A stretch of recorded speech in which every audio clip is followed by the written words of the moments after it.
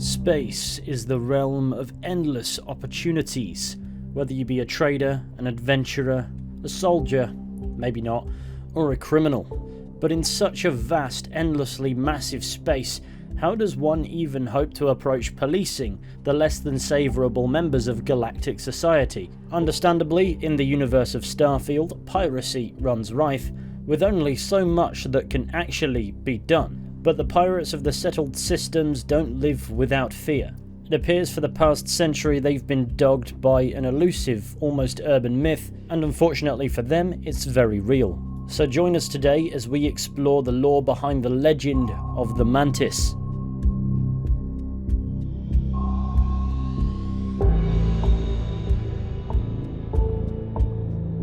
To begin the side quest concerning the Mantis, one needs to find a data slate on a Spacer's corpse. The Spacers won't be too hard to track down, and this note is supposed to spawn quite early in a playthrough, meaning the hoops you have to jump through to be able to activate this side quest are relatively straightforward.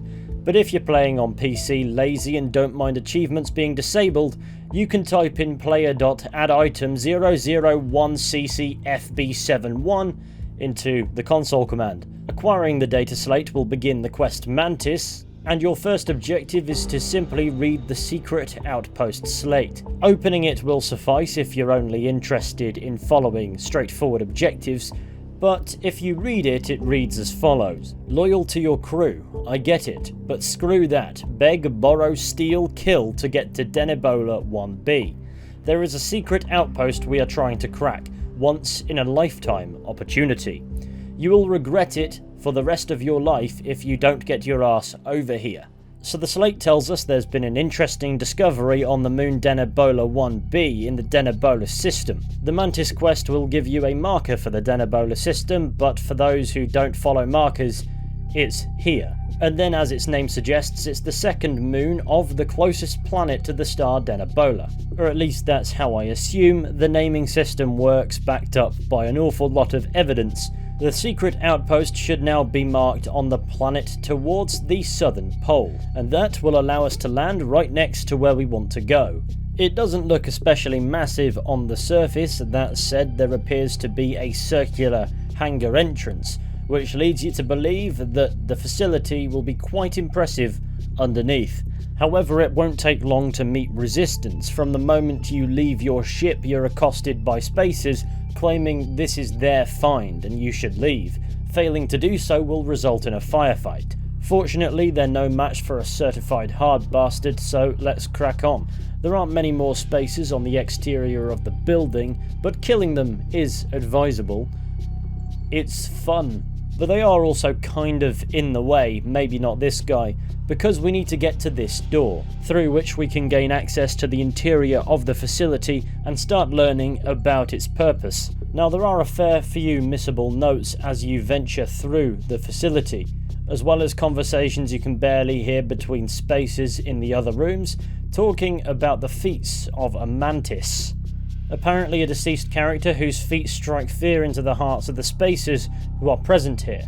Anyway, in this first room, shall we say, there is a data slate on a crate titled Leon Vauclain, Lair Arrival. Mantis? No way. I mean, the Mantis is a fairy tale. Someone to keep pirates from going off the deep end. I guess it's possible. She never talked about where she got her fortune. And man, she could handle herself anywhere. It's a lot to take in. So what we can gather immediately is this is the lair of this legendary Mantis, and the recording on this data slate was made by her son, a lad named Leon Vauclain. And he wasn't aware of his mother's secret identity, so it has come as a bit of a shock. But for some reason she's guided her son here. No doubt we'll have to push on to find out more, which leads of course to more Spacer fights. One down. It's probably advisable to search the Spacer's remains in case they have anything of value on them, but definitely check out this thing on the door. You're doing well, Leon. Almost there. I know. Things have been difficult. The mantle of the Mantis is a heavy burden. But you can do so much good. The Spacers and pirates need someone to fear. Someone to check them. To make them realize some lines cannot be crossed. You have it in you, Leon. I know you do. Stay sharp. Focused. Just a little further. So now it has become clear why Leon has been brought here. His mother wants him to become the new Mantis.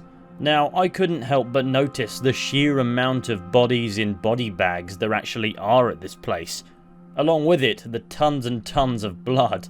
Nobody really brings it up, so I can only assume the Spacers have been killing people, or maybe somebody has been killing the Spacers. That, or maybe the bodies have been here for some time. It's unclear why there are so many bodies, because it never really gets brought up.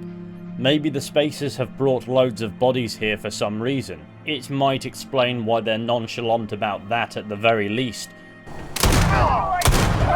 Anyway, once we move to the next area, there will be a marker on one of the Spacers that is worth investigating. Another data slate from Leon Vauclain. So I met with a lawyer and was prepared to party. Hard. The video will was emotional. Mom and I stopped talking years ago. Mom didn't look good. But it was Mom. As weird, crazy, and cryptic as ever. I'm almost surprised she remembered she even had a son. It was hard to hear. Almost touching. But then the punchline. No inheritance until I go to Mom's secret base on Denebola 1B. And she ends not with an I love you or an I'm proud of you. No. Sic semper tyrannis. My God. Always with that stupid Latin saying. Over and over she'd say that damn thing. Thanks, Mom. Thanks oh so much. Sic semper tyrannis is a Latin phrase that means thus always to tyrants. When translated to modern speak, it means tyrants will inevitably be overthrown. The saying can also be interpreted to mean bad things will happen to bad people, and that means it's an appropriate mantra for what we know about this Mantis, because in her mind at least she was the bad thing that happened to the bad people. But more importantly, she makes a point of standing up to the tyranny of pirates. But now we need to press on further.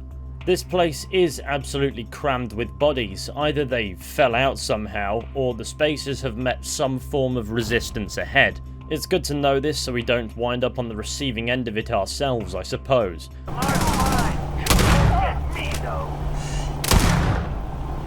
Anyway, we're not quite done with dealing with the Spacers, so a couple of fights later we come to this almost open-ish area down a staircase, where on one of the bodies we will find another slate relating to Leon Vauclain.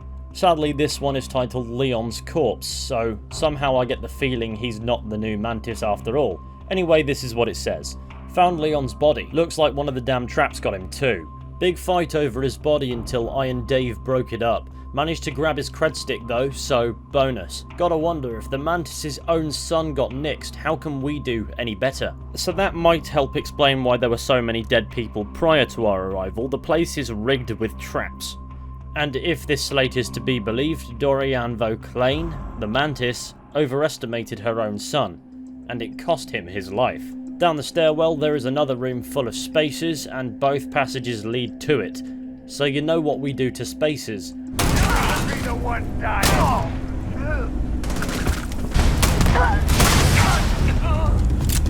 For some reason we can find a rehash of Leon Vauclain's first message when we entered the facility, just in case you missed it, or at least that's what played for me when I picked it up, but the Mantis revealed slate has a different message on it altogether.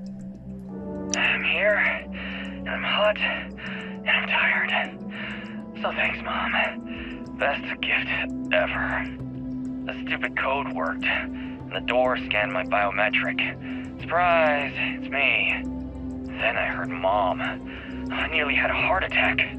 She said her lair, yeah, lair, what a freak, is meant for the worthy. So all I have to do is take some tests. I just want to get this over with. I have a slight feeling that Leon Vauclain wasn't interested in becoming the Mantis anyway, but there are also spacer communications that appear to be unique to this location. Largely, they just explain why spacers are present in almost every single abandoned facility on every world, and that's kind of it. But in the next room again, we'll have a heavy firefight on our hands, but we will also find Leon Vauclain's remains. And on it, we will find his final recording.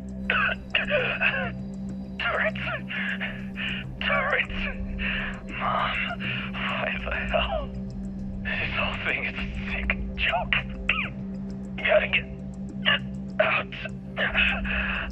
Oh god. We're led to believe he was shot by the turret, falling to one of the traps set down by his own mother. It would appear as if Mr. Vauclain here was not Mantis material after all. But there is also a character here who is alive and not hostile. He appears to be a part of the spacer operation here, but instead of attacking us, he speaks. Wait, don't shoot! I am unarmed. Look, we can help each other. I can be useful. Just don't kill me. It's because I'm smart.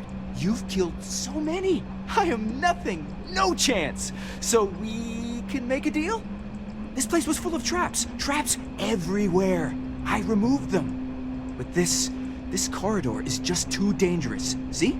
Looks normal. One step inside, slam! You are trapped. And nobody's been standing after the doors reopen. So many of my crewmates are gone. And this corridor is the worst. But I figured it out. There are letters on the floor. It is a grid. Those letters must spell something. But there are so many words or small phrases. It's hard to find volunteers. I really thought we had it with Mantis. Ah, poor Fred. See? I've been helpful. You could let me go. Or better, I can help. I know these traps. I know how this Mantis thinks. Please, let me help. And just give me a taste of the cachet inside. You can trust me. I like to think of myself as a merciful person, and I love giving people the benefit of the doubt. But I don't know about this one. Now we have an option to let Livy come with us, or we can kill him or send him on his way. But it is worth remembering he's a member of a spacer group and can't necessarily be trusted, but for the sake of the narrative, we'll let him come. I will hold back here. And, well, good luck. Livy is a character to be wary of, according to Lair Slate Goldmine, which should spawn earlier in the dungeon, but for some reason I couldn't find it. Probably because I just didn't notice it, but let's blame the game and say it didn't spawn to save face. We learn that A, the Mantis is loaded, and B, Livy has been sending many spacers to their deaths to figure out these puzzles. So if there's somebody to blame for the ridiculous body count we've observed earlier, maybe Livy's our man. The next room, however, contains pressure plates, and we appear to need to bang in a code in order to not get, well, squid gamed, I guess. Right next to where we meet Livy, there is a slate that will tell us which codes definitely don't work. And those are Seer Dies, Absolute Business, Guardian, Stealing, and Mantis. Now we can hack a computer before we even enter the room and deactivate the turrets, or we can hazard a guess at the correct code. Now, it's not going to be a random word, so what could it possibly be? Well, the clue is in that Latin phrase, Sic Semper Tyrannis. Well, there are 8 rows, and using one letter to a row, as it turns out, you can enter the word Tyrannis. That's the code. Entering that will likely not get you shot, but if you're like me, there's always a more proactive approach to these problems. So in truth, there are several ways in which you can get through this room. From here, you shouldn't be encountering any more of the spaces, but you might find some more security measures that require bypassing. Bullets do indeed do the trick. And eventually we will arrive in the lair of the Mantis. Thank you! Now the treasure of the Mantis will be mine! It will be! Wait, turn off! Turn off! Well, that's Livy dealt with anyway. Past the small control room, we'll find ourselves in a cave-like room with a spaceship in it. It reminds me of something. You know, like the Batcave, which I personally believe to be deliberate. Upon walking into the chamber, we will hear this final recording. The lair now belongs to you. Inside you will find all you need to be the Mantis, my darling boy. I have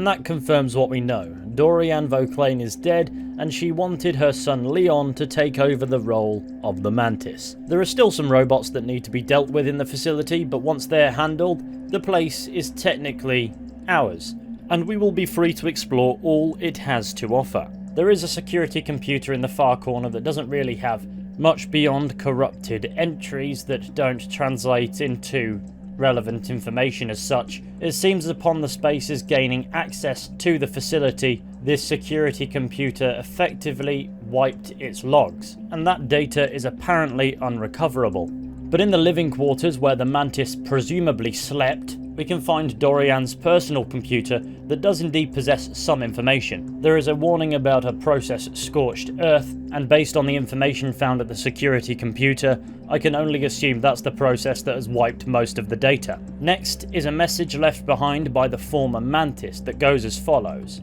You've earned it. Dorianne, you must have thought I was crazy, but now you see, right? Of all the people I could have chosen, I know you will fill the role of Mantis the best. In these computers you will find the history of the Mantis, what the Mantis is today. It wasn't always the case. When reading the logs about the first Mantis, don't judge her too harshly. It was a volatile time, and before she passed the mantle she recognised the Mantis could be more than an opportunity to make money. It could be a symbol. Make the settled system safer, strike fear into the hearts of those who believe they are above the law, above reproach, but most importantly keep the secrets safe. Now, I'm off to retirement. Don't try to contact me, you won't be able to find me. I've left all you need here. So what we've learned here is Dorianne is not the first Mantis. She's not even the second Mantis. She's the third Mantis that we know about. And this tracks with what other information the game feeds us. For example, in a loading screen hint, we learn that there have been rumours of the Mantis in the settled systems for around a century. So there have been at least 3 incarnations of this vigilante bounty hunter, in which time the Mantis has evolved to become a symbol of fear for criminals. The next document details Dorianne's first kill as the Mantis and reads as follows. I've been forced to take lives before, but this was the first time I did so as the Mantis. It felt different. I was scared. More about letting everyone down than the fight itself. At one point the Mantis' ship, the Razorleaf, was light years above everyone else, and she still flies well and true, but it's clear I need to upgrade pretty much everything inside it. The hull's what matters though, that's the symbol. But in the end I got the better of Redera. I imagine there will be celebrations in the streets of Aquila City, total scum, but I can't shake the feeling that tracker work is at its heart murder for pay. I'm not sure why the old Mantis chose me, but pretty much every Mantis has said that. So as already implied, the Mantis is something of a crossover between a vigilante and a straightforward bounty hunter, so that might explain how Dorianne Vauclain is so loaded. It's unclear how the Mantis chooses their successor, but in Dorianne's case she chose her son. And the final document on this computer is all about Leon. I've been going through the motions of living, fighting and carrying on, but all I can think of is, you have a year to live, Dory. It plays over and over in my head. I can smell the office, see the sad flat eyes of the doctor. Details come back to me at the oddest times. It puts everything in stark relief. What's important, what's not. The most important thing is choosing the right successor. And I just know Leon could do it. I have failed him so much, the job always seemed so pressing. But if I'm brutally honest with myself, the nannies and the boarding schools raised him more than I. But there is greatness in him, if only he could see it. I'm going to talk with my lawyer first thing when I get in system. The wheels need to be set in motion. I'm having a good day today, I feel so normal. But I'm walking through the whole world like it's a cloud. So Dorianne Vauclain came down with a terminal illness, and in her dying days, she arranged for Leon to discover her lair and become the new Mantis. Unfortunately, Leon did not appear to be too interested in that. As he puts it, he just wanted his mother's fortune so he could party hard. But he had a strained relationship with his mother and hadn't spoken with her in years, so perhaps the revelation of the legacy of the legendary Mantis lying with him didn't resonate as much as Dorianne would have hoped. But none of that matters now, because, well, dead. And with him, the legacy of the Mantis. But maybe not, because if we head through into the next room from the living quarters, we will find the Mant suit. On a mannequin, we can find the Mantis's legendary garments, and yes, we can pick them up and equip them. So I guess now we carry the mantle of the Mantis, and we can fight crime in our thermal pajamas, the hero the settled systems both need and deserve. But more importantly, we now look somewhere between really good and utterly ridiculous depending on where your standards lie. But I guess that's kind of the point of a superhero costume though, isn't it? But of course, the quality of the costume aside, that's not the only thing we can get through doing this side quest. The Mantis's iconic vessel, the Razor Leaf, is now also ours. In fact, you kind of need to nab it because that action is what completes the quest. We can't board it until it's topside, so we need to head down to a control down the staircase from the landing platform. Pressing that is all you need to do, and it will be raised to the surface.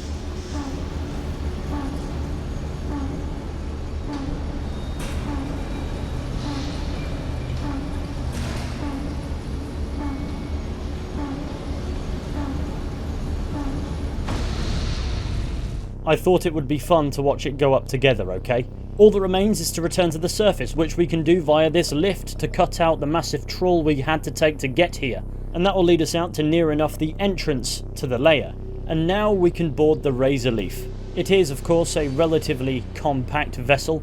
There is a captain's cabin, a bridge/cockpit, and an armory. The essentials of spacefaring vigilantism.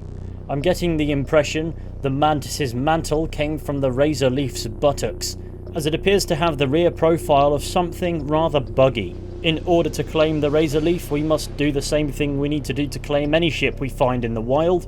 We need to take off. I guess this is the point where you officially, technically, become the Mantis. Now, the Razor Leaf is an interesting ship. It's quite small, it's quite light, and yet it has two redundant engines that don't seem to affect anything but reduce the jump range. So if you want to be minimally invasive, at least remove those engines because you frankly don't need them. I saw a comment on my first 10 secrets video talk about that, and I wanted to give it a try. Turns out it's good advice. But I wanted to fully upgrade the ship and put it on par with some of my larger vessels, if that makes sense. The end result was a bit too phallic for comfort. But regardless of what you do, the game still acknowledges that you are flying the Razor Leaf. And that is important for this next bit, because this side quest and this story within it is not existing in a vacuum. You can hear things about the Mantis throughout the game. After completing the Mantis quest aboard the Key, which you can access through the Crimson Fleet questline, you'll hear comments about the Mantis being back. But the only time you'll be acknowledged as the Mantis is as you're flying through space aboard the Razor Leaf, no matter how heavily you've modified it. It's the Mantis! Mantis! Yeah, right.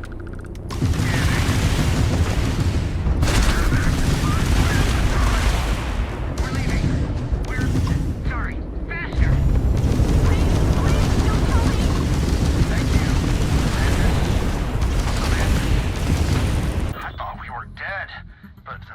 Those spacers were terrified. I can't believe it. We were saved by the Mantis. Everybody keeps going on about this Mantis. Who the hell is the Mantis? I can't believe it.